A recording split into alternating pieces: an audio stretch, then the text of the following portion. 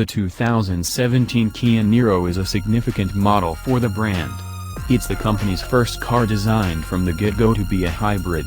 And as Kia's VP of Product Planning explains, it's helping lead the company's push to improve fuel economy by 25% across the board.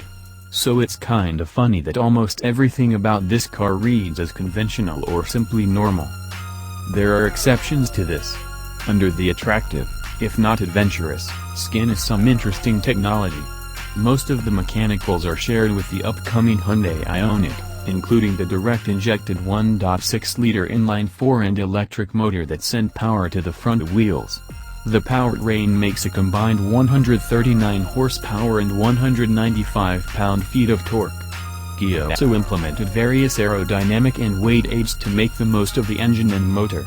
The Niro features air curtains, a rear spoiler, and active air shutters to help achieve a 0.29 coefficient of drag, and the hood, hatch, brake calipers, and some suspension components are all made of aluminum. Plus, when ordered with navigation, the Niro will provide tips on driving more efficiently, and will use topographical information to use electric power in the most efficient manner. The various bits of fuel maximizing technology mean the Niro manages Prius-like fuel economy ratings of 52 miles per gallon in the city, 49 on the highway, and 50 combined.